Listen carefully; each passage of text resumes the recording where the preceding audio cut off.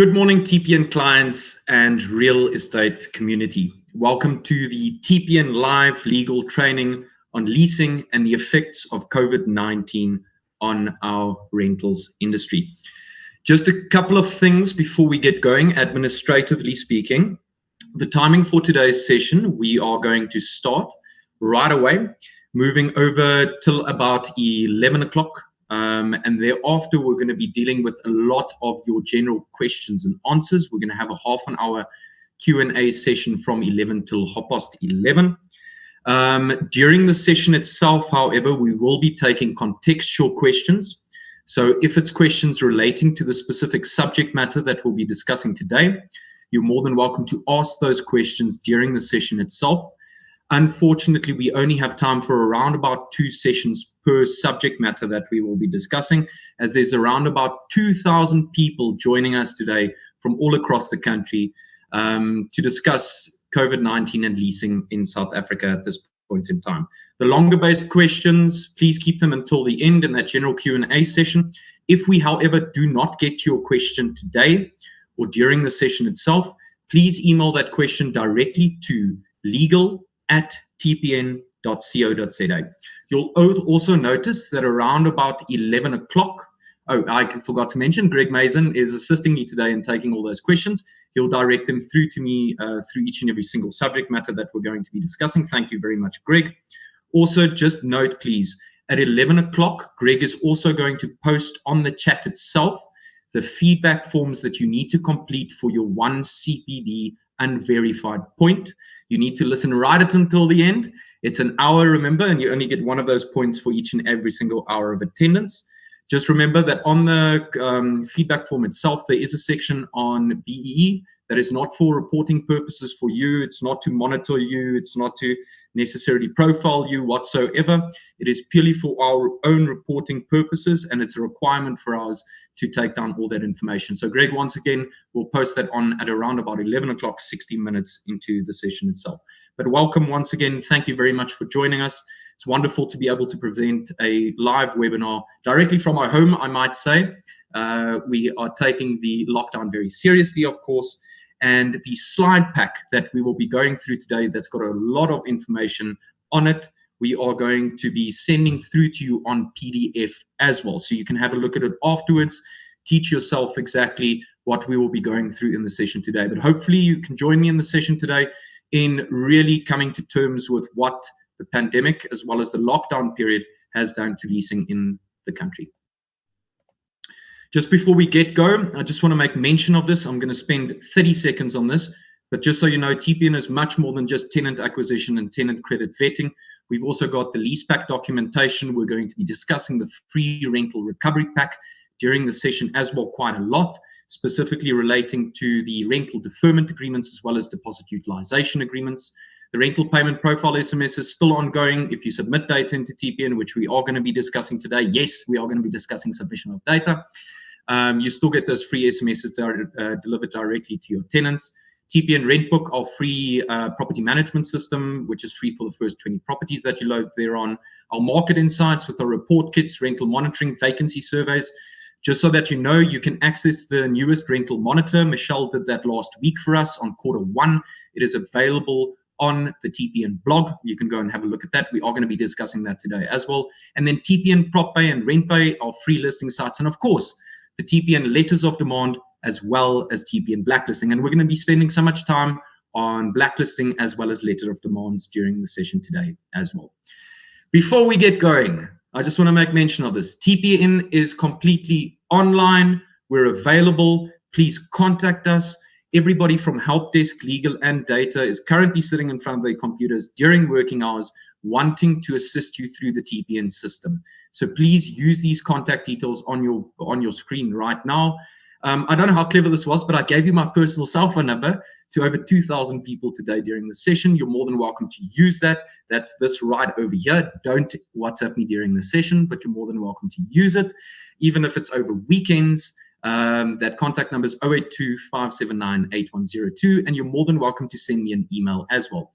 However, for legal queries, please send them through to legal@tpn.co.za so somebody can get back to you as quickly as possible. What we'll cover in today's session. Now, when we had a look at everything that we could cover in today's topical discussions regarding COVID-19, I base this predominantly on the questions that I get on a daily basis from clients regarding what to do in certain scenarios. So even though the last session or section of this webinar today is practical solutions for rentals during the pandemic, I want you to see everything in that way. Specifically commercial and residential rentals. I'm sure you've all heard of force majeure and supervening impossibility of performance. These are incredibly vital currently in our industry. I'll be discussing the differences as well as the common similarities between those two subjects. Don't worry too much. If you're unsure what force majeure, supervening impossibility is, I'll discuss that with you today. Deposit utilization in the pandemic, which is coming more and more to the forefront. It's absolutely vital that we have documentation in place to be able to do the things and agree certain let's call it ways of dealing with non-payments during the actual lockdown period, rental deferment in the pandemic, submission of data specifically. I'm not going to bore you with that. I promise I'm going to take you through some practical examples of what to do and what not to do. The extension of business days in terms of the National Credit Act will be discussed.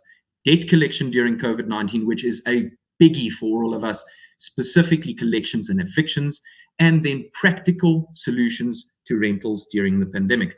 Just a premise to get started off with before we even get going into anything. Please make sure that your tenants know if they can pay rental, they are supposed to pay rental during the lockdown period.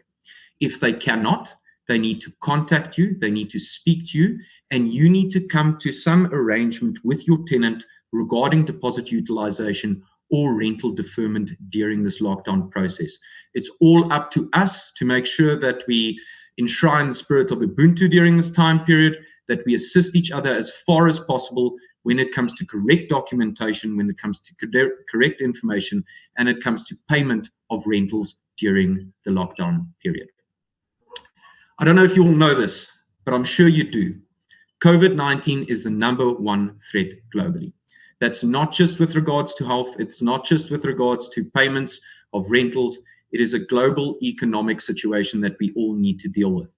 And the reason why I'm bringing up this next slide for you right now is just to show you what has occurred in Q1 of 2020. That's obviously the first 3 months, January, February, March. And currently what we're seeing is a 78.5% good standing ratio all across the market.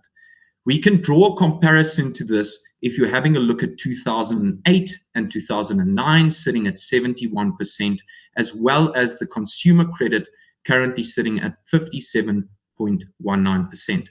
I'm going to switch over to the next slide. I just want to explain something to you as well before we get going on this.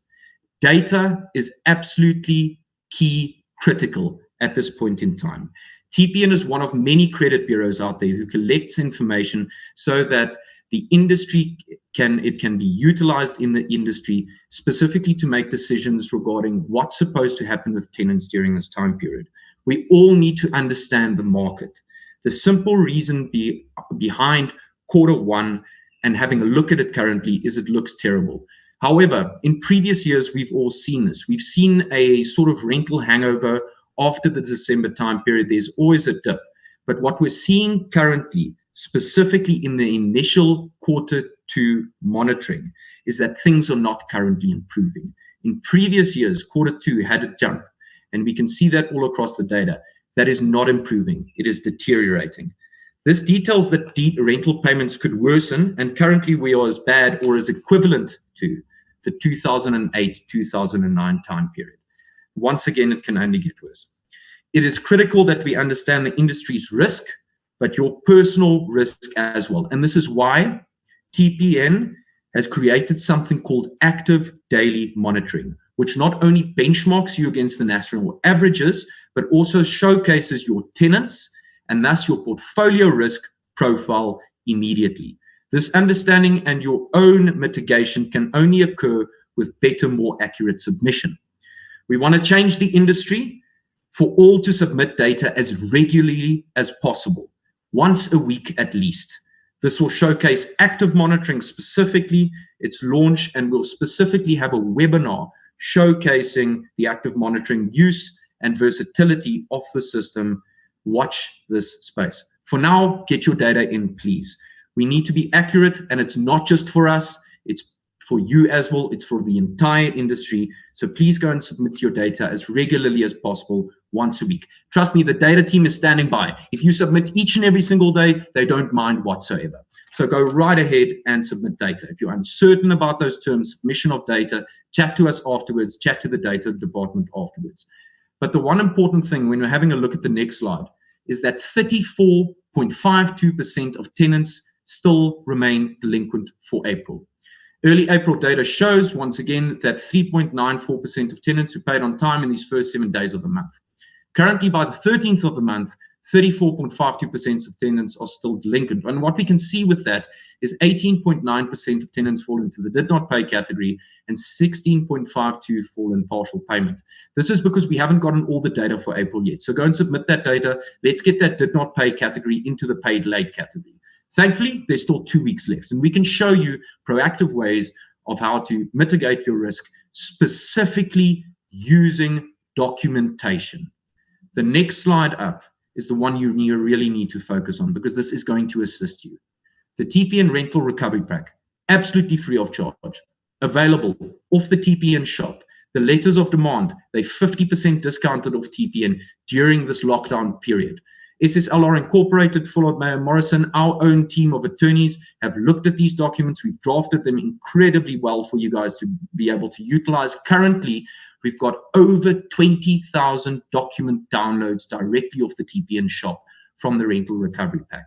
This is going to assist you. It includes documents like income declaration forms for tenants on residential and commercial, your rental deferment agreements on residential as well as commercial, your deposit utilization agreements, your month-to-month extensions of leases, your paragraph 17 specifically of the block exclusion on retail tenants. Your minutes of meeting has been included over there. So we're trying to give you a pack that's innovative for you to use during this time period to mitigate your own damages, landlord, tenants, as well as property managers. Let's get started. So like I said, we're going to be discussing commercial and residential rentals first, force majeure and supervening impossibility of performance. Sorry for this. I am going to be drinking water during the session. Usually I have a lot of questions during the session itself, so that does give me the opportunity to drink water, but just you. Secondly, once again, deposit utilization in the pandemic. But let's get started on commercial and residential's force majeure and supervening impossibility of performance. When we're discussing these topics, I want you specifically to note force majeure and supervening impossibility of performance is very similar. The one is grounded in contract law, while the other is grounded in our common law specifically. Why is force majeure important to you? It's important because, I don't know if you know this, but the presidential statement on the 9th of April, the president specifically asked tenants in South Africa to pay their rental and landlords to collect their rental, and tenants not to implement and execute force majeure clauses in their contract. A force majeure clause in a contract suspends or voids a certain portion of a contract as a result of it becoming impossible to perform by the party.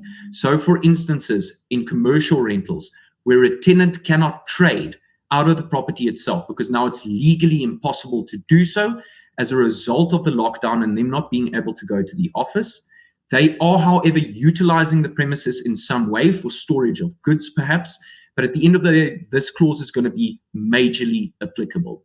So force majeure is an act of God or man that is unforeseen and unforeseeable, and out of the reasonable control of one or both of the parties of a contract, and which makes it objectively impossible for one or both of the parties to perform their obligations in the contract. I've already given you that example. In commercial contract, where it is going to be applicable, is actual use and occupation of a premises. In turn, there's a corollary obligation to pay rental.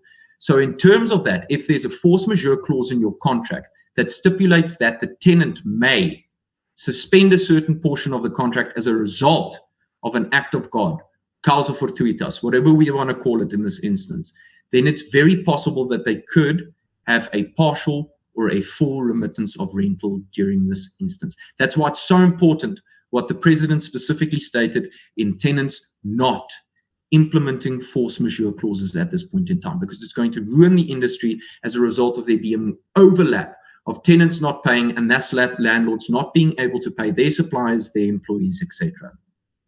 So what this means for you, once again, is commercial lease agreements might be affected drastically, like I've said, from the 1st of April throughout the entire lockdown period. It means partial or full remittance of rental if they execute that clause. And I want to press you for tenants not to go and implement the force majeure clauses in terms of their contract.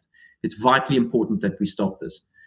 Presidential statement asking businesses not to implement the clause, like I've said, 9th of April 2020, due to the knock-on effect that it's going to have on business and the economy. Your contractual provisions need to be looked at, and this is something that's incredibly important. Each and every single lease, each and every single tenant, each and every single business is completely different when it comes to their trading, when it comes to their financials, when it comes to how they're busy trading through this lockdown period. So you need to make a determination in terms of your contract, what your force majeure clause says, as well as the current situation that your tenant is facing when it comes to their financial responsibilities, as well as what they're able to do during this lockdown period itself. The Glencore case of Grain Africa versus Duplessis and others specified specifically how the proof or the burden of proof is supposed to work, because remember, the tenant has to prove that he does not have beneficial occupation of the premises to be able to enforce that force majeure clause. He needs to prove, there's a burden of proof on the tenant specifically. And the burden of proof for that is it needs to be objectively impossible to be able to perform in terms of the contract. The force majeure clause in terms of the TPN commercial lease agreement, remember this is the non-CPA version, so it's not going to be reciprocal. In terms of CPA, we need to be reciprocal with clauses. If the CPA doesn't apply, we don't need to be reciprocal necessarily with clauses itself. So the force majeure clause in the TPN commercial lease pack reads, the landlord shall be excused for any failure to perform its obligations in terms of this lease as a result of force majeure, i.e. an act of God, or as a result of an accidental occurrence beyond its reasonable control. So you can see the landlord in an instance where it would be impossible for him, say, for example, to provide the tenant with vacant occupation as a result of vis majeure or causa fortuitas. Those clauses specifically mean an act of God or an accidental occurrence. Then the landlord would not have to place the tenant in that premises of it being objectively impossible. Now, when we're dealing with supervening impossibility of performance, I need you to take note of this. I mentioned this at the beginning, but I just want to take it a little bit further. In that, supervening impossibility of performance is very much akin to a force majeure clause in your contract. It is implemented when there's no force majeure clause in your contract, when the tenant says that it is objectively impossible, once again, for him to perform in terms of the contract itself. But it's the common law, so it doesn't need to be stipulated in your lease. It's something that applies to all lease agreements in South Africa. Why is this important to you? It's important to you because, say, for example, you've got a residential lease agreement. The tenant was supposed to take occupation during this lockdown period. The tenant can obviously not take occupation. We'll deal with that in a later section as well. But the tenant can't take occupation because you can't do inspections. You are not an essential service. It's not essential and necessary that the tenant actually move into the premises itself. As a result of that, if there's no force majeure clause in your contract, supervening impossibility of performance would take precedence.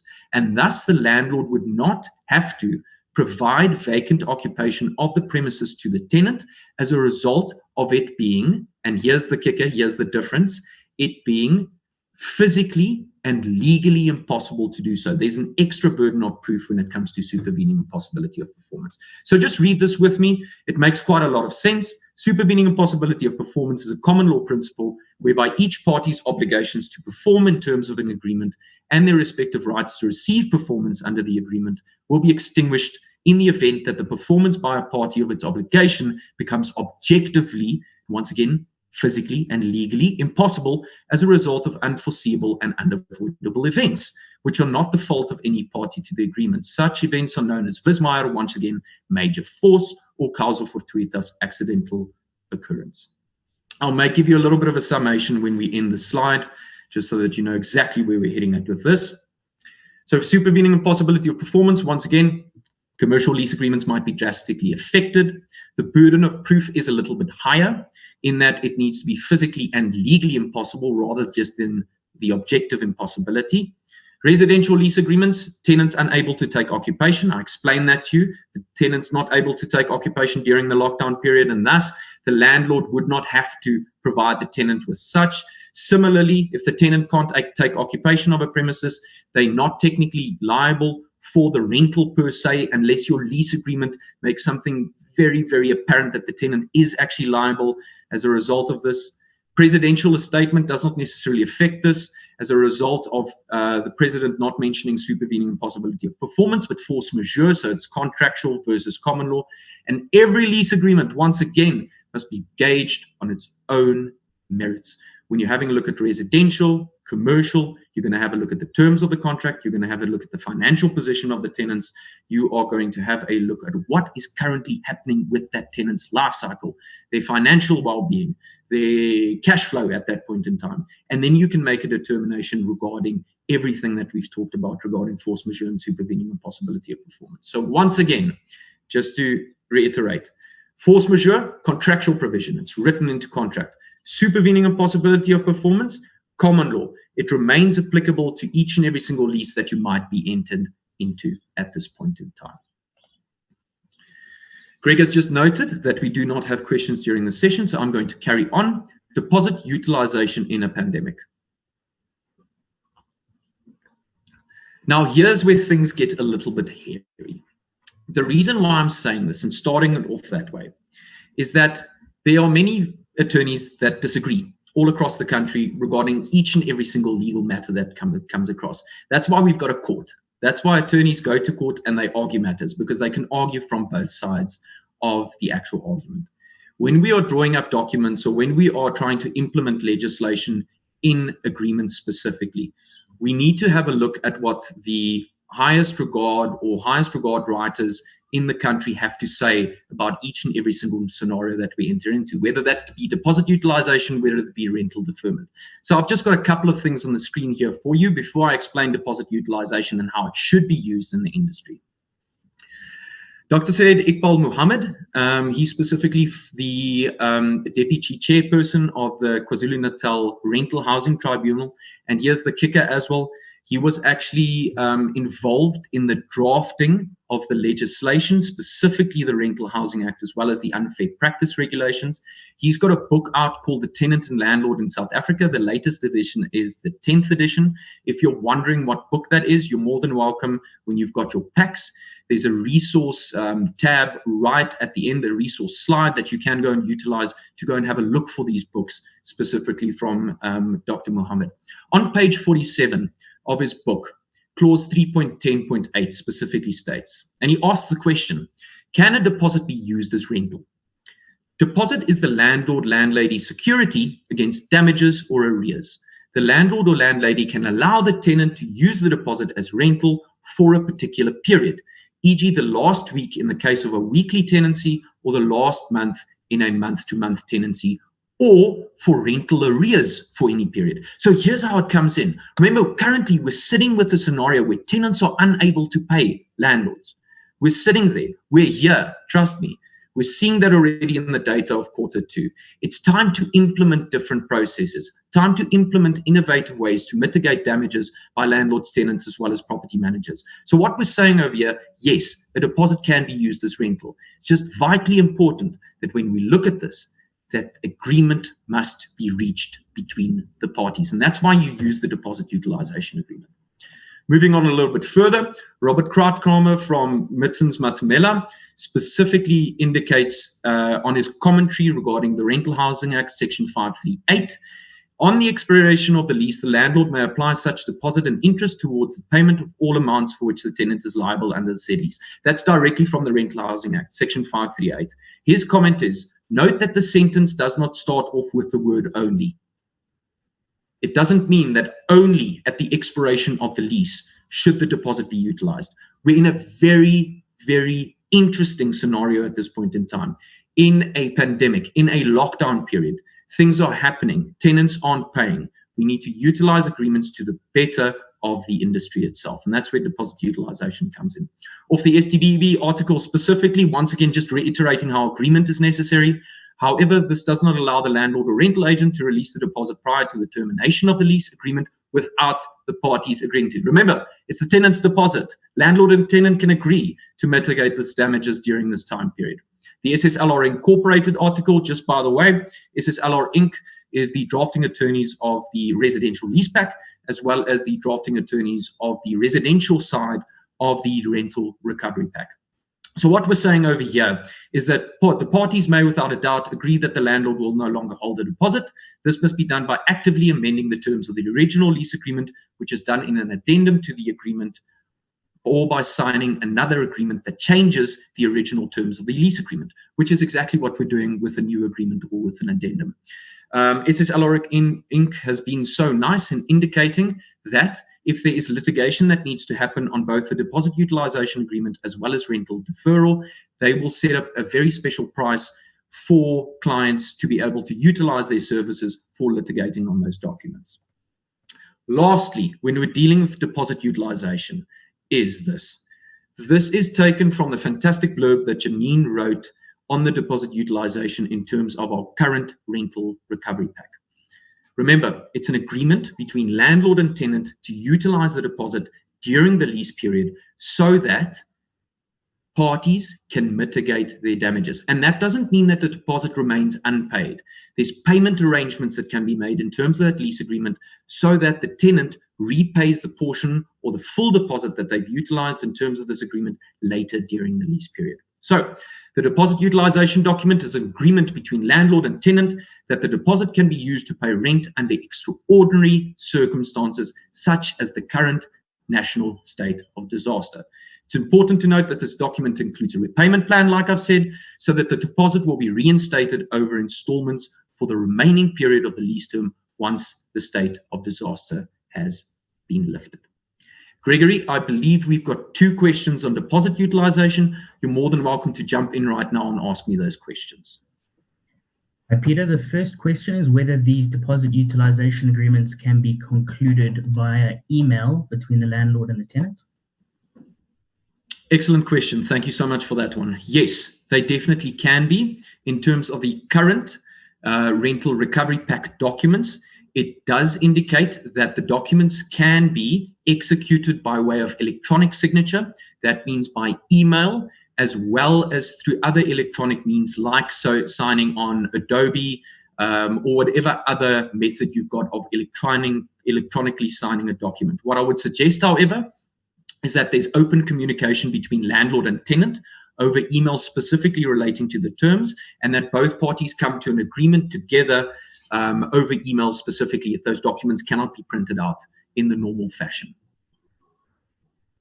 The next question is where you use the deposit and then a further month is incurred, what process must be followed after the deposit has been utilized? After the deposit has been utilized, I would suggest what you go and have a do is go and have a look at how the TPN deposit utilization document is set up. The document is set up so that you've got a date where the deposit can actually be utilized, so you can use that deposit for rental. It covers that monthly rental or perhaps 2 months rental if you're living in Cape Town and you've got double deposits. And then that repayment plan is entered into as well at exactly the same time of the deposit utilization. So you can get the tenant to repay a portion or the full deposit during the rest of the lease agreement once the national state of disaster has either ended or the lockdown period has ended. It's up to you to go and change those terms. That is going to benefit both the landlord and tenant as a property manager. Thanks, Greg. I believe that's done, hey? Thanks. Okay. Rental deferment in a pandemic. So, rental deferment is something that I need you to focus on from the beginning. Rental deferment means a remittance of rental for the time period of that rental itself, the rental payments. It does not mean there is a discount given to the tenant that he doesn't have to repay the actual portions of the rental that was remitted or detracted during the lease period. So it's not let's call it a discount. Usually in terms of the credit industry, people are using terms like payment holidays or extension of loan terms. That's exactly the same concept, but it doesn't mean that you don't need to repay the portions that has been remitted. It doesn't mean a discount. It means a remittance of rental specifically. This is to be used, for instance, if a residential or a commercial tenant during this time period has a partial or a full loss of income as a result of the specific lockdown. It's important here to take into consideration the tenant's full financial capability. That means if he can pay you, he should pay you. He should be able to prove that there is a partial or a full loss of his income during this time period to be able to apply for a remittance of rental through the rental deferment in the TPN rental recovery pack. Bank agreements, once again, and credit agreements stipulate terms like payment holidays.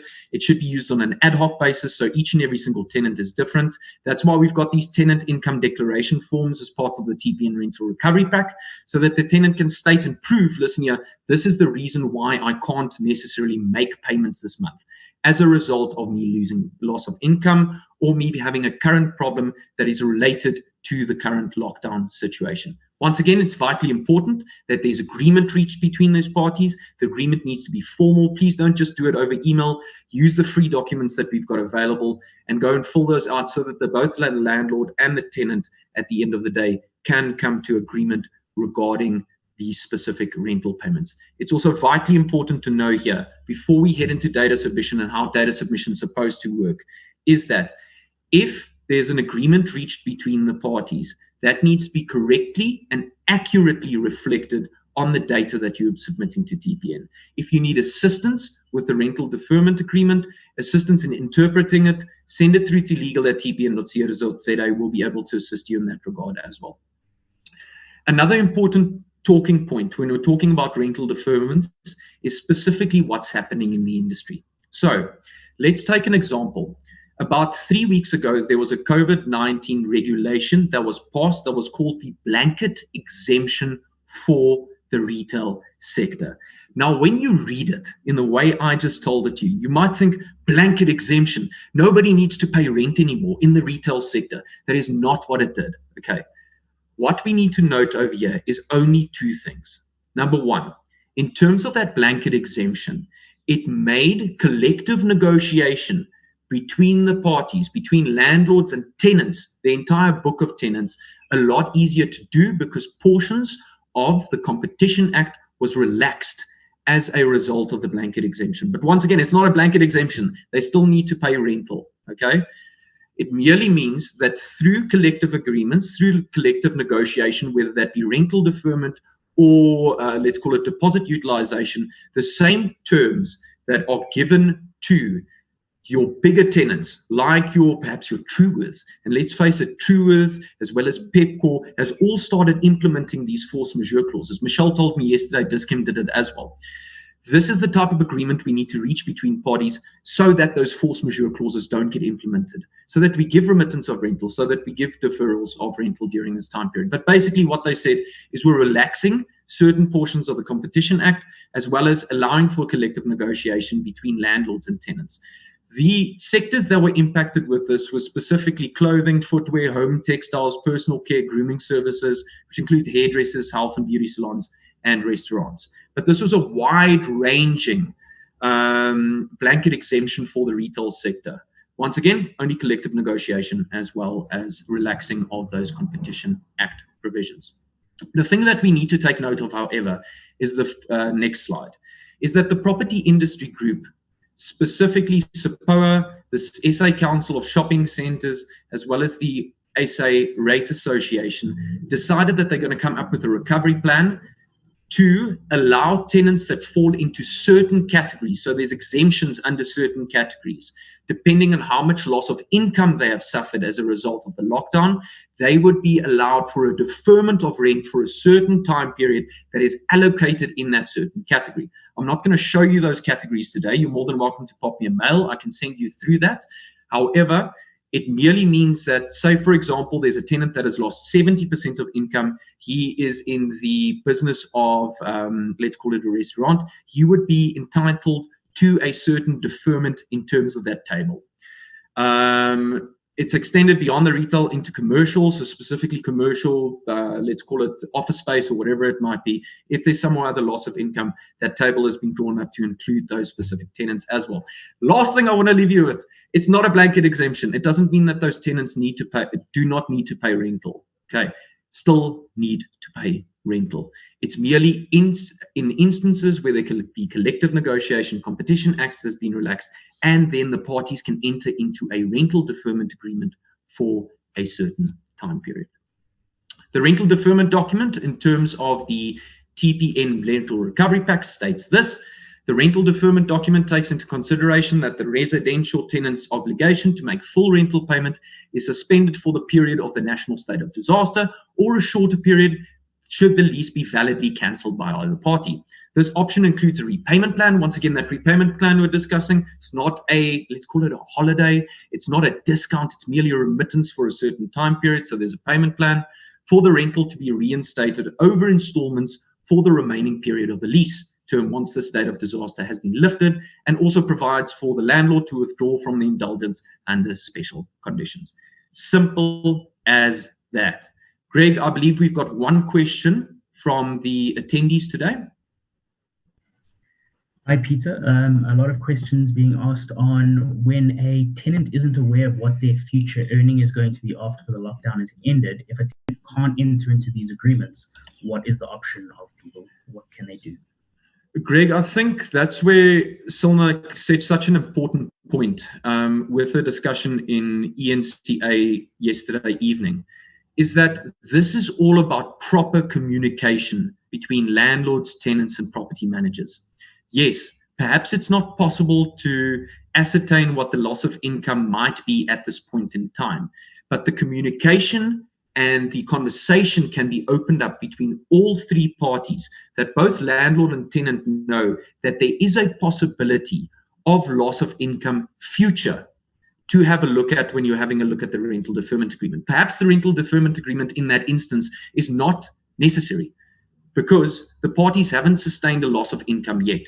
So it's something you might need to open up the conversation between the landlord and the tenant at that point in time so that they can discuss proper ways of mitigating damages before we actually head into that scenario where the tenant has had a loss of income.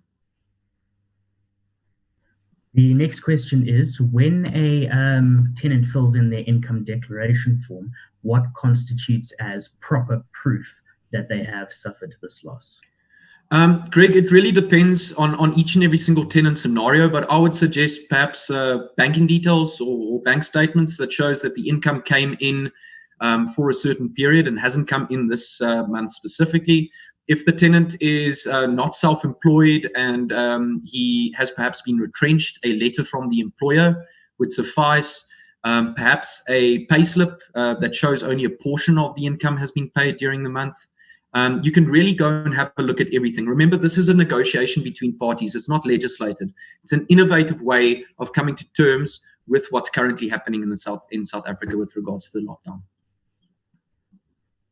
Thank you, Greg. Next section is on submission of data. And we've already had a long discussion about this regarding why it's important to submit data. Here I'm going to be focusing on why it's so important to submit accurate data into a credit bureau, specifically when you and the tenant have come to an agreement relating to how rental deferments are going to work, as well as deposit utilization is going to work during this knockdown period. Absolutely love this quote that Michelle found from Nathaniel Hawthorne. Accuracy is the twin brother of honesty, inaccuracy of dishonesty. So let's take a decision here as a landlord or as a property manager to make sure that the data that's being pulled into TPN is as accurate as possible when it comes to those rental deferments as well as deposit utilization. I'm going to help you through this session or through this section specifically in figuring out exactly how this data must be submitted. So before I bore you too much regarding my own soliloquy on the importance of accuracy of data, let's go and have a look at this. Submission of data, once again, vitally important. We've already discussed the application forms or income disclosure documents that's available to you currently of the TPN Rental Recovery Pact. It needs to be objectively impossible. Once again, force majeure as well as supervening impossibility of performance needs to be taken into consideration. Remember, we need to treat each and every single lease as its own little case. Be your attorney, be your an accountant during this time period to figure out exactly what tenants and landlords can and cannot do with regards to payments. Tenants must pay unless another agreement is reached. I should have bolded that, but that's vitally important. On-time payments, equally important, and you must still submit data. Yes, you may do so. Yes, you may still send out letters of demand. I know I might be coming across as a little bit mean to tenants in this point in time, but remember, we've already discussed how tenants and landlords need to come to an agreement. They need to come together. They need to assist each other during this time period. This is specifically when you're dealing with something like breach, when we're dealing with collections and evictions, which is the second last session that we're going to have a look at. It is vitally important that you know that we've already discussed the relationship between landlord and tenant and protecting that relationship.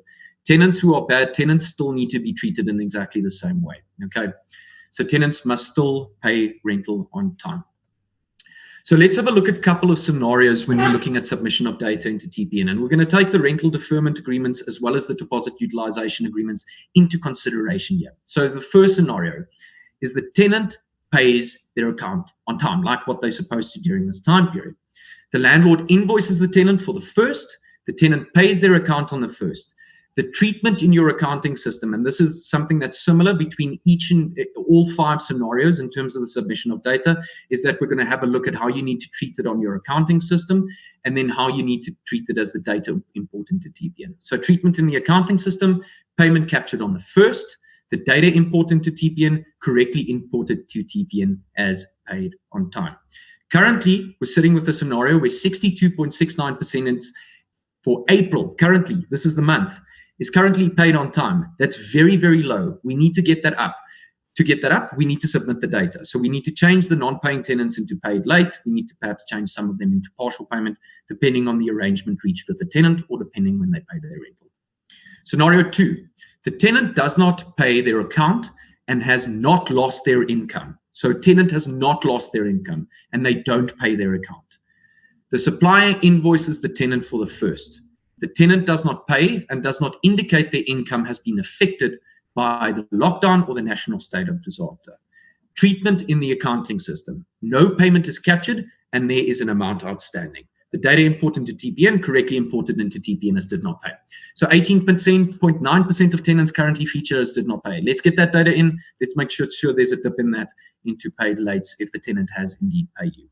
Scenario 3, the tenant's income is affected by the state of disaster and they enter into the deposit utilization agreement for the total invoiced value. Landlord invoices the tenant for the first, the landlord tenant enter a deposit utilization agreement for the total invoiced value, and the deposit is released from the trust account or savings account. Treatment in the accounting system. Payment is captured to reflect the signature date of the deposit utilization agreement and the data imported to TPN correctly imported to TPN as paid on time. Scenario 4, the tenant's income is affected by the state of disaster and they enter into the deposit utilization agreement for part of the invoiced value. Landlord invoices the tenant for the first, landlord and tenant enter the deposit utilization agreement for the part of the invoiced value. The part of the deposit is released from the trust account. The tenant is obviously also in this instance required to settle the balance because now you're only using a portion of the deposit during this time period. The treatment in the accounting system, payment is captured to reflect the signature date, once again, of the deposit utilization agreement. Payment from the tenant is reflected on the date of payment, same as a normal payment on TPN. Data import to TPN, depending on whether the tenant makes part payment and the timing of the payment will impact the payment profile flag on TPN in the normal way. So paid late, did not pay, partial payment, whatever it might be, if that tenant did not pay that portion of the rental that they were still supposed to. Scenario 5. The tenant's income is affected by the state of disaster and they enter into the deferment of rent agreement for the invoiced value. Landlord invoices the tenant for the first. The landlord and tenant enter into the deferment of rent agreement for the total invoice value. That's what we've just been discussing throughout this entire section. Treatment in the accounting system. Journal credit. Yeah, I laughed so much because Michelle told me I sort of need to be an accountant. Yeah, I'm not.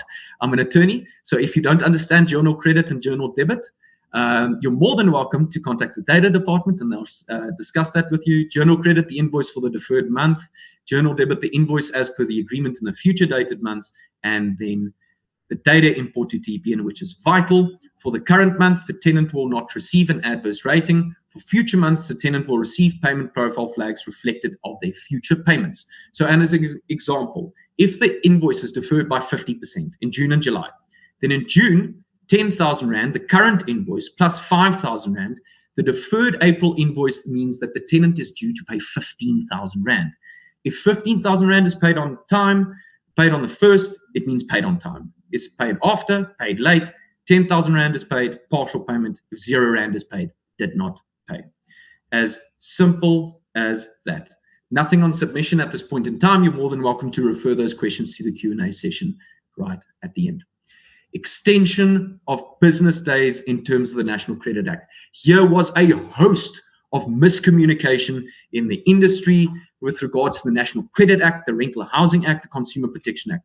I'm hopefully going to set up this properly, and I'm going to make sure that you understand exactly what is currently happening with regards to the extension of business days in terms of the National Credit Act. Note, number one, that even in the slides, it says in terms of the National Credit Act. We haven't said here in terms of the Rental Housing Act, in terms of the CPA. So what's important to note over here, number one, is that normal collection procedure in terms of the Rental Housing Act, as well as the CPA. Let's take that a little bit further, that concept. CPA, if it applies, you need to send the tenant a 20 business day letter of demand so that they must remedy the breach.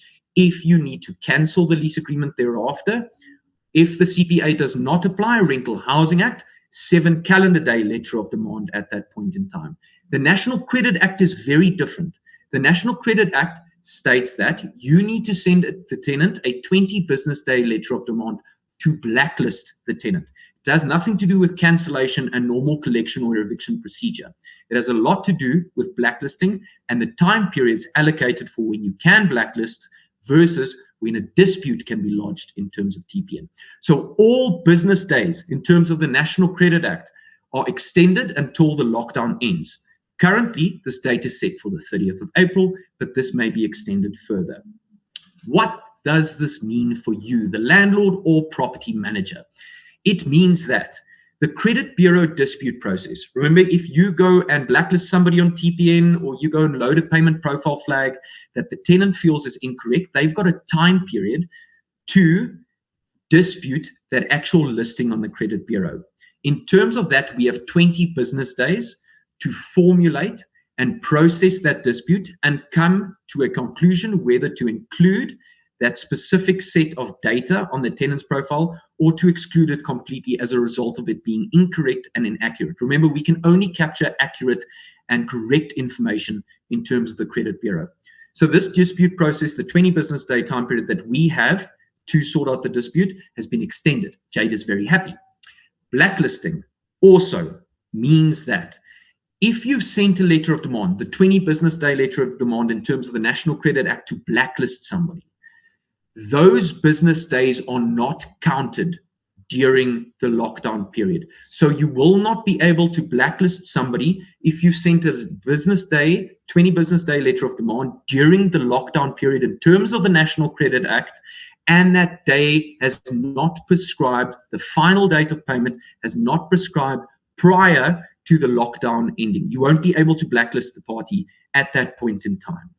However, like I've said previously, letter of demands, incredibly important. You still need to do this. They're still active in terms of in terms of the Consumer Protection Act as well as the Rental Housing Act. That means normal collection process needs to be followed for all the bad tenants that do not reach agreement with landlords and the estate agents regarding their income declaration as well as the rental deferment and deposit utilization. Same process, exactly the same.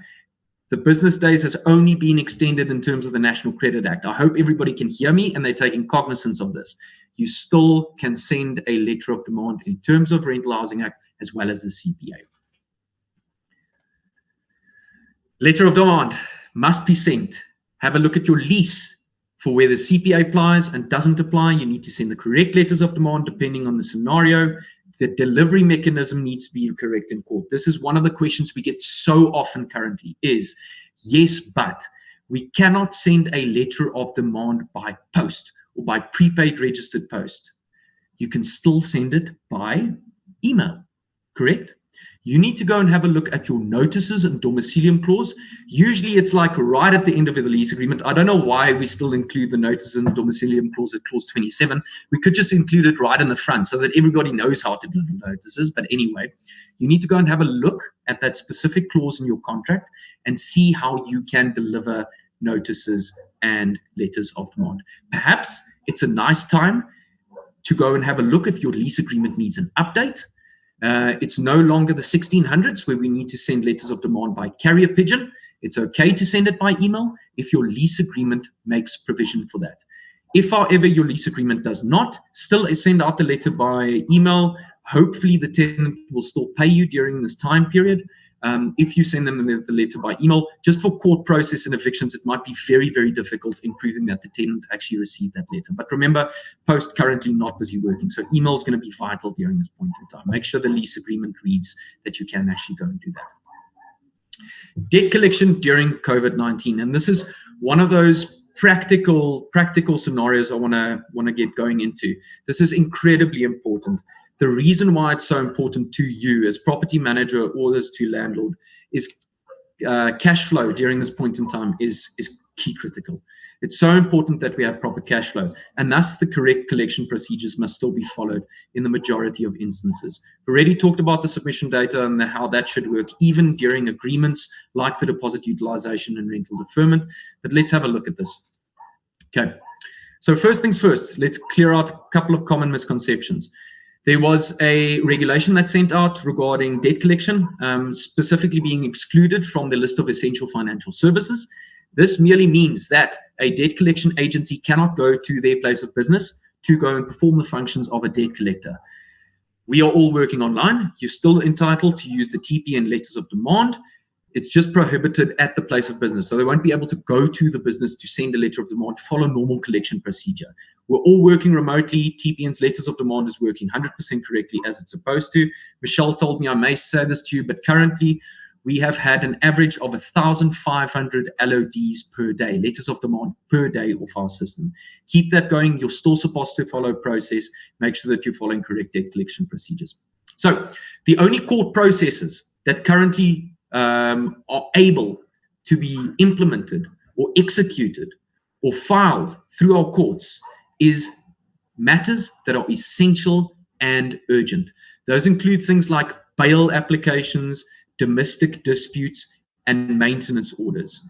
Enforcement action and evictions has been specifically precluded. That means that you will not be able to go to court to get an eviction order or to issue summons during this time period.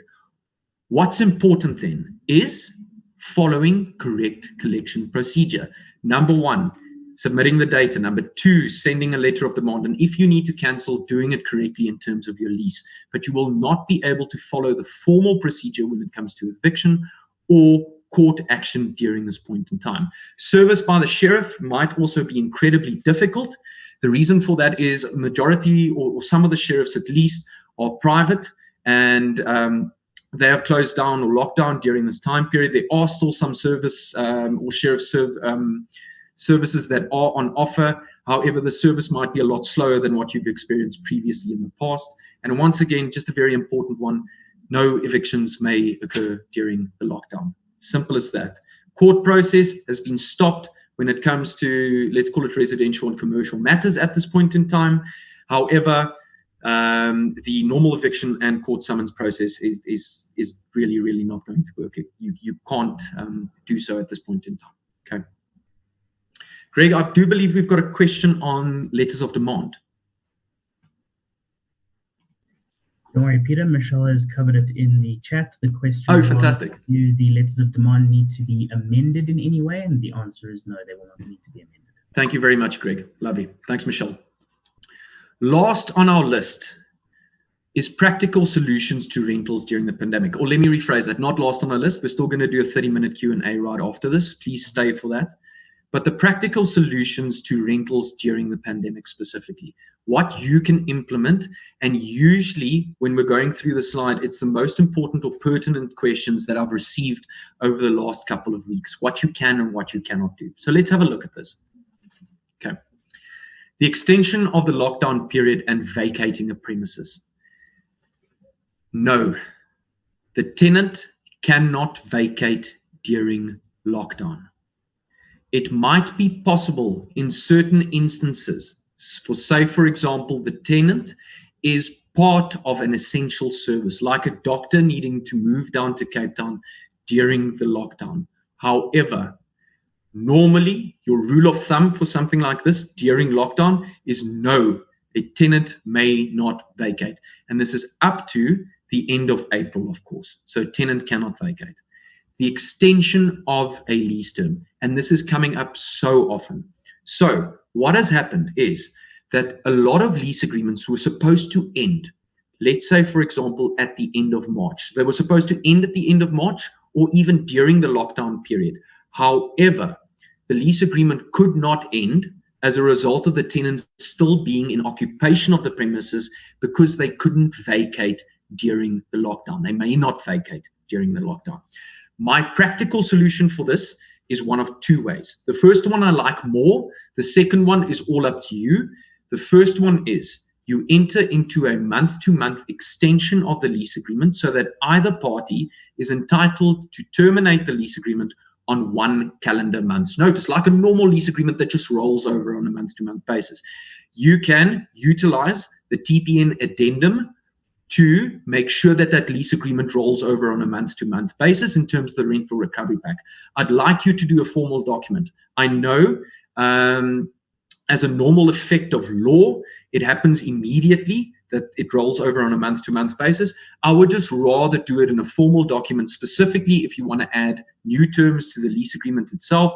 Perhaps you want to have a look at payment deferrals. Perhaps you want to have a look at a remission of rental for the months, whatever it might be. So month to month is a fantastic option. Your other option is obviously to sign another fixed term contract for the time period. But because we're in such an uncertain time when we don't know necessarily when the lockdown is going to end or when the national state of disaster is going to end, month to month, in my mind, is a little bit of a better option when it comes to extending the lease agreements. And once again, either party is entitled to terminate the lease on 1 calendar month's notice in that instance.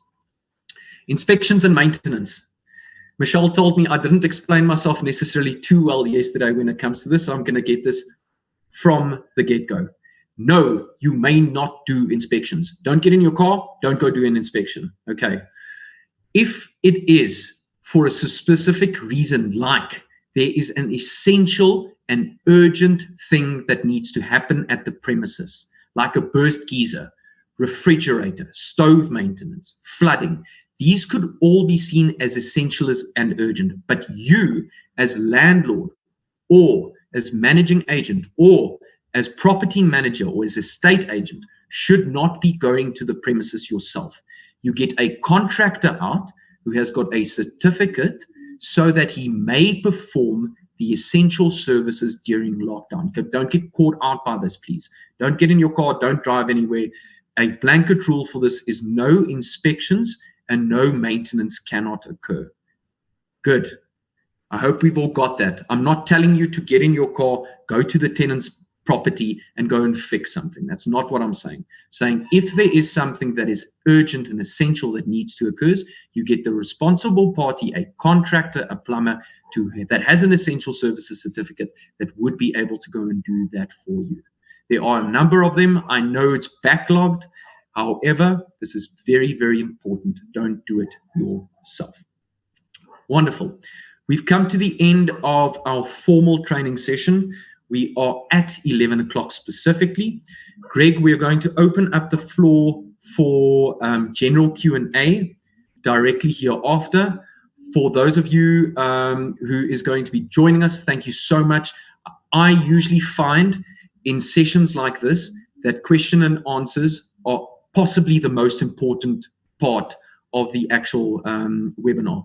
The reason for that is I cannot deal with everything in a couple of slides. These slides are 50 pages long, and like I said, we'll make them available to you. But it's always very important that you get exactly how other people are busy managing things in the industry, specifically when it comes perhaps to inspections, how collections are busy working, and we'll be dealing with that directly in our Q&A session as well. Greg has just put up, I believe, the link to the feedback forms. Go and have a look at those. Please go and fill them out. You've got a half an hour to go and fill those out for us.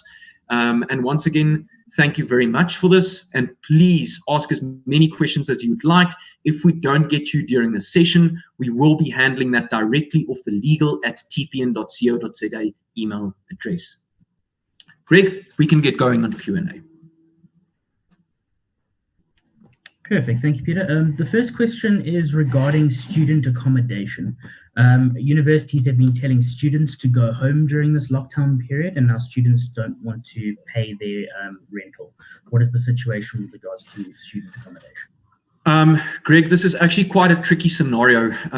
The reason why I'm saying that is it can be held in a, let's call it a very strict way of doing things.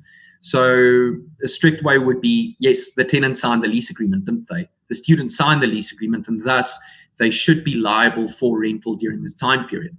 That's the strict interpretation, but you're going to have a look at each and every single scenario, depending on what the university specifically stated, whether the tenant may actually take occupation of the premises, whether they may not during this time period. But your strict adherence to your lease agreement is most probably going to be the final answer on this. If the tenant signed a lease agreement that said that they need to pay rental for a certain time period and their things are still in the premises, whether or not they vacated the property or not, if there's anything there, at the end of the day, they're still going to be liable for that rental. Inherently, tenants will still have the option in terms of the Consumer Protection Act to be able to give 20 business days notice in terms of the CPA, so that they can terminate the lease or cancel the lease agreement early. The landlord would still be entitled to hold them liable for a reasonable cancellation penalty, however. So for all those tenants in that scenario, I know it's not necessarily easy, but pay your rent because you're supposed to pay your rent because you signed a lease agreement with the landlord, unless they have formally communicated that 20 business day time period in terms of the CPA. Remember, that's still applicable. Business days in terms of the CPA still runs as normal. And then they would be entitled to cancel that lease agreement, and the landlord would be entitled to hold them liable for that reasonable cancellation penalty.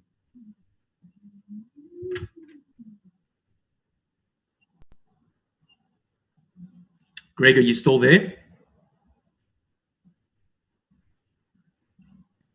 The next question is, can you charge a late payment penalty if the rental is not paid on time due to this? Sorry, I'm laughing at this question. During the lockdown, we all want to add extra administrative charges and penalties to our leases, don't we? Okay.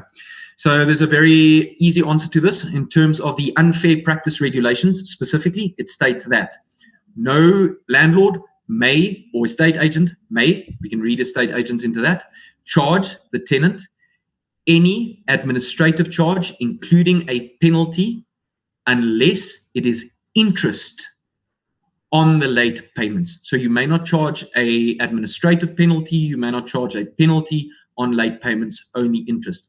I had a very interesting client in Pretoria that decided to say, prior to obviously the lockdown period, that mentioned that his Wi-Fi is actually for free in terms of the lease agreement, but the tenants will need to pay Wi-Fi if they pay late. That is also not allowed. So don't try and rephrase your administrative penalty to something like that. It's only interest. Currently, TPN's view on this is the interest rate that you would be able to charge is akin to incidental credit rates in terms of Section 174 of the National Credit Act, which specifically states that the tenant may ask, or rather the estate agent or landlord may ask 2% per month up to a maximum of 24% per annum. The next question following on from that is, can you include this interest in your rental deferment and deposit utilization agreements? Yes, you would definitely be entitled to do so. We do have a specific provision that allows you to do so in both deposit utilization as well as the rental deferment agreement. The next question's regarding clarity on the business days. So we have covered that business days continue to run for the letters of demand, but do business days continue to run for the purposes of a tenant giving early notice on their lease? Giving early notice, and that's what I just discussed regarding the CPA, correct? That's correct, yes. Fantastic. Let's quickly make a distinction there and set your mind at ease. Remember, when we talked about the extension of business days, like I said, it's only in terms of the National Credit Act. It's only in terms of those two processes that I showed you, blacklisting as well as dispute processing. In terms of both the CPA and Rental Housing Act, business days, calendar days are still business days and calendar days. So yes, the tenant would still be entitled to give you 20 business days notice in terms of the CPA. In turn, the landlord would be entitled to hold them liable for a reasonable cancellation penalty. Yes, correct.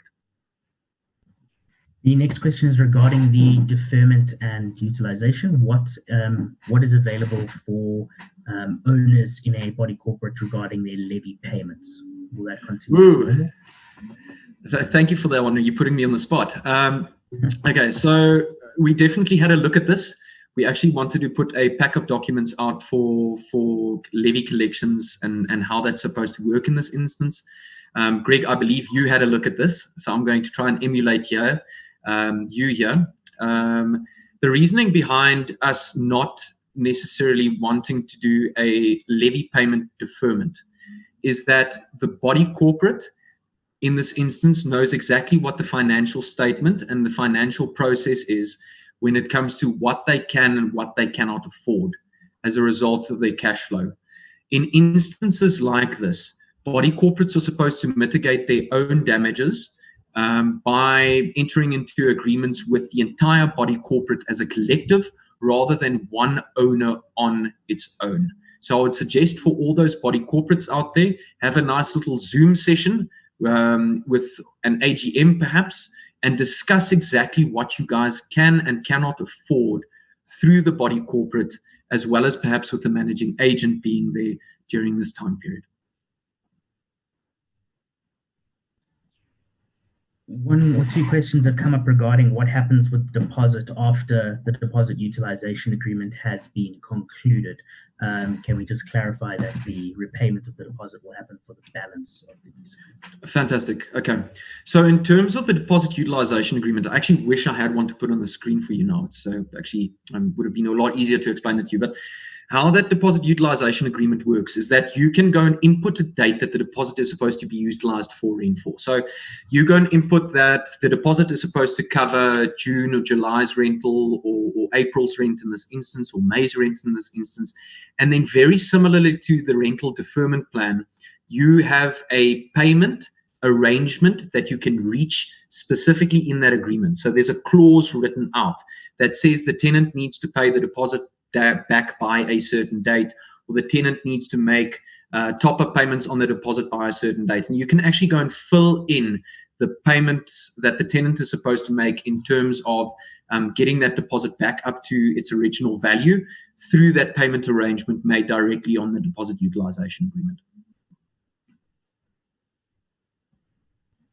The next question is, how do agents go about charging commission when they are entering into rental deferments and deposit utilization? Wow, we're getting some interesting ones today. That's rather difficult. The reason why I'm saying this, and please listen when I speak about this, I'm not making a declarator about something. I'm actually discussing it with you and telling you how it's actually supposed to work. The big question that I always ask estate agents are you entitled to commission even if the tenant doesn't pay rent?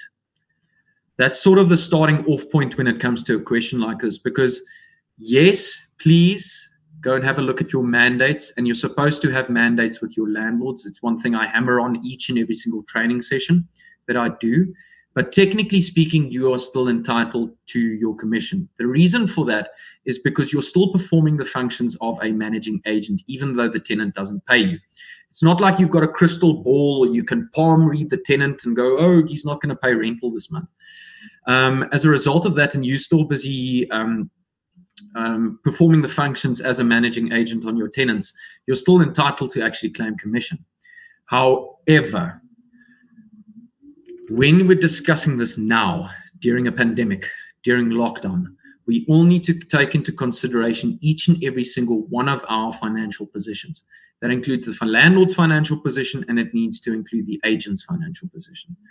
This is where open communication and the spirit of Ubuntu is so incredibly important, because we need to discuss, we need to collate, and we need to agree upon something between the parties that is going to benefit both in mitigating both parties' damages. In leases, it's all three parties' damages. When it comes to your mandate provisions, it's landlord and agency. So I'll suggest, as an agent, please go and contact your landlord, speak to them about the current scenario, what's busy happening, and come to an arrangement with your landlord as well during this time period. Hopefully, we all get collections done correctly. Hopefully, we still get the money in that we're supposed to get from our rentals. But remember, it is going to be tough out there. When we had a look at the slide with the current scenario of tenants not paying in the country, like I mentioned right at the beginning, it might just get worse. So open communication is incredibly important during this time period for both landlords, tenants, as well as estate agents. The next question we have regards letters of demand. Can letters of demand in this time be sent over email, and must it be acknowledged by the tenant that they've received it? Greg, that's an absolutely fantastic question. Sorry, I'm going to sound a little bit pompous here. If you're using the TPN lease agreement, we've got these wonderful clauses in called deemed receipt in terms of our notices and domicilium provision. So basically what that means is if you send a communication over the methods that is indicated in that clause, and that includes email, it's deemed to have been received by the tenant on a certain date. That doesn't even mean that communication needs to happen between the parties. However, if your lease agreement reads something different, you need to go and have a look at your lease, please. Like I said, perhaps it's a good time to go and see what lease agreements work and what don't, and you can make a decision on that. You need to go and have a look at your own notices and domicilium clause. We can assist you with that, please, as well. However, as a blanket rule on something like this, it's always nice, specifically when we've talked about open communication between landlords and tenants, that there is some form of communication between the estate agent sending the letter of demand and the tenant receiving it. However, it depends entirely on your lease provisions. In terms of the TPN, you don't actually need to, or the tenant doesn't need to acknowledge the receipt, but it really does depend on your own lease. Next question is just for a bit of clarity. So your letter of demand has now expired and you're going to send your notice of cancellation. What must you put for the date that they must vacate the property? I don't want to make a joke about this, but put tomorrow. No, don't. Okay. Remember what we said about this. Remember when it comes to lockdown that the tenant will not be able to vacate the property. So the earliest date that you will be able to put on your letters of cancellation would be the first day that the lockdown ends, and that's currently the 1st of May. At the end of the day, when it comes to something like this, it's quite difficult to specifically give you a date when we're uncertain when the lockdown is going to end, but currently the date that we've got is the 1st of May. The tenant would not be able to vacate the property before that date, and you won't even be able to start court procedure, eviction procedure, or send out a summons during this time period. So the earliest date is going to be 1st of May. The next question we have is regarding sending out invoices to tenants. When you've completed a rental deferment or a deposit utilization, can you add the amounts that need to be paid to your invoices? Sorry, Greg, just repeat that question, please. When you've completed a rental deferment or a deposit utilization document, can you then add those payments that need to be made to the invoices? It purely depends on your accounting software and how those payments are going to be allocated, or how those invoices are going to be allocated. For questions like that, I don't want to get ahead of myself and believe that I'm an accountant. So please chat to our data department specifically when it comes to a question like that. I don't mind saying my word. I'm not necessarily the correct person to answer a question like this. Chat to our data department. Adette is available, and she'll be able to assist you with processing both the submission of data on TPN as well as on your accounting platform. Okay. Perfect. The next question is with regards to sending of letters of demand. Now, how many letters of demand do you need to send if your tenant continues not to pay before you can do a cancellation? I absolutely love this question. I love dealing with this in each and every single training session. It seems like the one that always crops up. Okay, so collection processes and proper collection processes is as follows. In normal circumstance, of course. So the tenant doesn't pay you on the 1st. You send a letter of demand. That letter of demand places the tenant in breach. It places them in majeure. The tenant can't be more in breach and less in breach, and there's not this value of breach that we reach, or there's a barometer of how much they are in breach or not. If the tenant hasn't paid you, you send a letter of demand, you place them in breach. That's breach. You place them in breach immediately.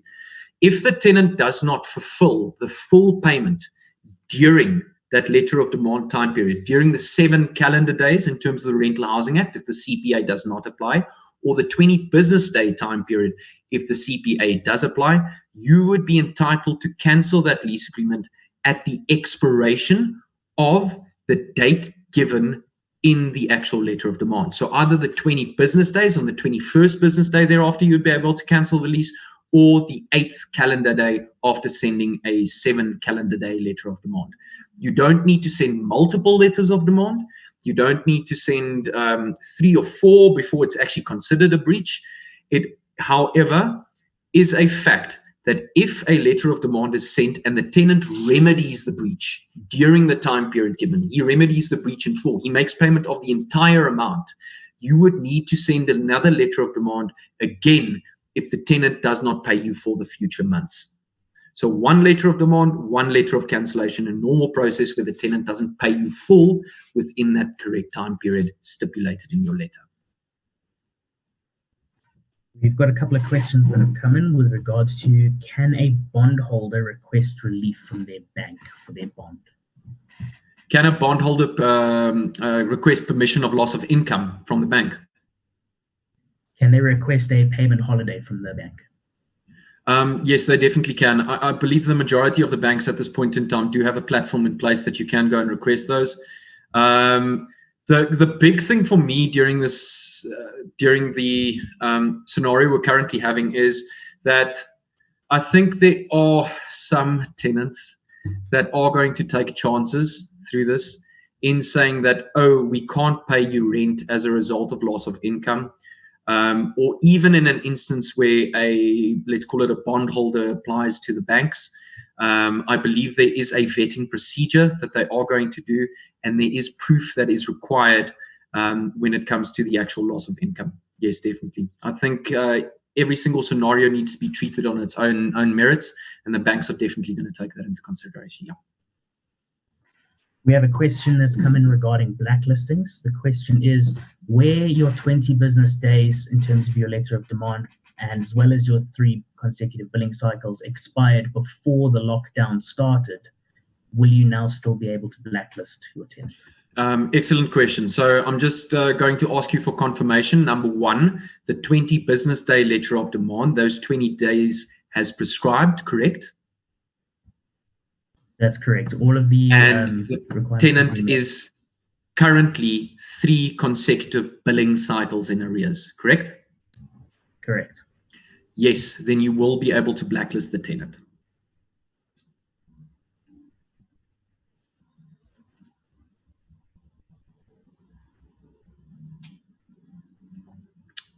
Remember that it's only in terms of the National Credit Act that those business days are being affected. Once again, I'm going to reiterate. Letters of demand in terms of RHA, Rental Housing Act, as well as the Consumer Protection Act, still has exactly the same process as before. With blacklisting, like I stated, you need to go and have a look at the 2 different parameters, 3 consecutive billing cycles in arrears, as well as the 20 business days having prescribed prior to the lockdown period. Yeah. The next question that's being asked is, what should a tenant do if their landlord entirely refuses to communicate with them with regards to signing a rental deferment or a deposit utilization? What are a tenant's options if the landlord doesn't want to enter into those agreements? Greg, this is a discussion that's going to hinge upon whether it's commercial or residential. Because technically speaking, a commercial tenant who, let's call it, has a loss of income during this time period as a result of lockdown, would be entitled to certain remedies that I'm not going to get into now, as a result of the two discussion topics that we had today: force majeure and supervening impossibility of performance. However, as a residential tenant in a premises that a person is still occupying, and it's the landlord's premises, the landlord, legally and technically speaking, is entitled to collection of rental. So the tenant would need to pay the rental during this time period. I would suggest to that tenant, if there is a managing agent, perhaps, that they communicate with the managing agent as well. They attempt as much as possible to communicate through to the landlord. And remember, those documents that we've got, the TPN Rental Recovery Pack documents, are available for both landlords, tenants, estate agencies to go and utilize. It's not as if we just opened up the recovery pack for landlords and estate agents. So perhaps go and speak to the landlord, not directly, don't go to his house, please. And keep on communicating with him. Download a tenant income declaration form that you can go and stipulate exactly why you require rent reduction or deposit utilization.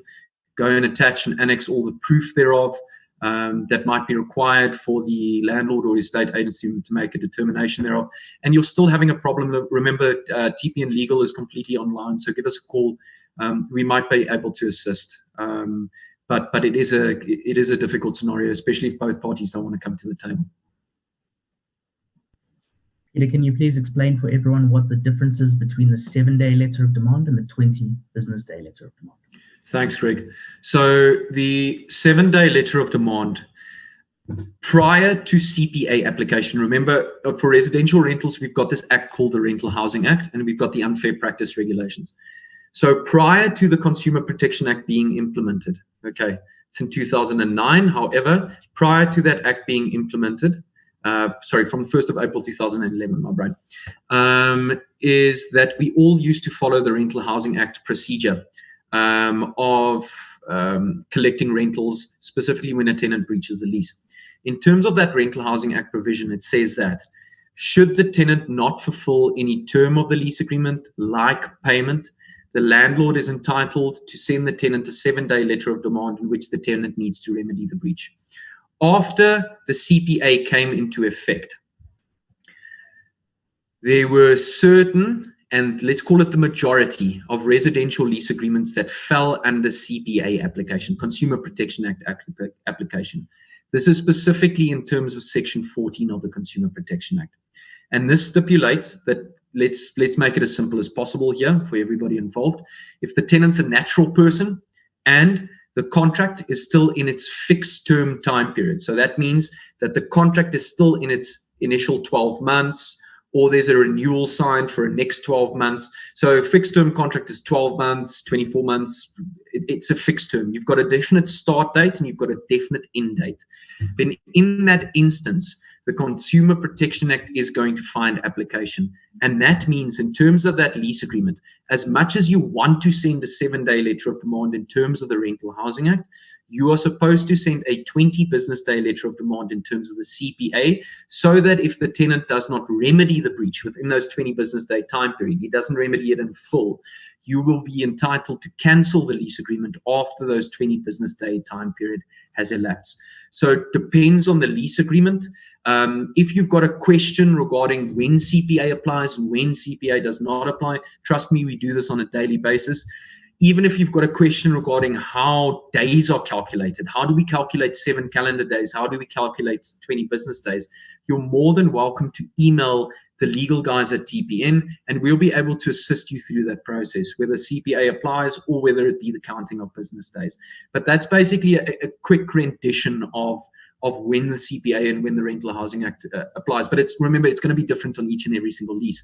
I love having the answer that, remember, look at your lease agreement. The lease agreement is so vitally important, even during this time period. I had a discussion with our general counsel as well as Michelle, Alison Williams, our general counsel, about a week ago, or actually on the 9th of April. And it's so interesting when you're having a look at lease agreements in South Africa, how you thought a force majeure clause would never be implemented. And now, during a pandemic, during lockdown, that force majeure clause is coming to the forefront of everything that we're doing with regards to rentals in the country. I mean, if the president has a statement regarding force majeure and that clause shouldn't be implemented, or tenants, please don't go and enforce force majeure clauses in the contract. Your lease agreement is so vital.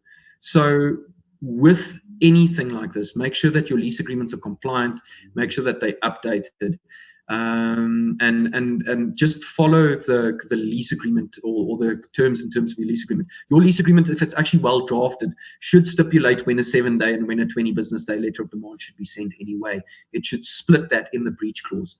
So go and have a look at that. But once again, we're completely available to be able to assist you through this time period. Okay. Thank you, Peter. The next question is regards to the deposit utilization agreement. If you are holding your deposit in a 32-day notice account, can you still agree to utilize the deposit once those funds have been released? Thanks, Greg. You definitely will still be able to. It might just affect the, let's call it the date that the payment is actually reflected on your accounting system, as a result of the deposit not being able to be utilized immediately as you'd like it to. However, once again, we're available to be able to assist you through the data submission, as well as what's supposed to happen on your accounting system to be able to get that data in pulled through correctly. However, definitely you're still entitled to use the deposit utilization agreement. It might just be prudent to make sure, and please remember the data needs to be accurate and correct at each and every single point in time. So give us a call beforehand. Let or the data department assist you with that one as well. The next question is regarding agencies that have registered as debt collectors. Will they still be able to charge their debt collection charges in terms of the Debt Collection Act at the moment? Greg, you must please assist me here if I'm incorrect in this. But basically, what that exemption specified is that debt collection is not an essential service, and debt collection cannot be performed from your primary business. However, with regards to debt collection and how it's still supposed to function, I'm gauging if you can do the debt collection services remotely, and everything that applies in that instance, whether that be the fees or the funds or the collection commission that you're entitled to collect, will still be applicable.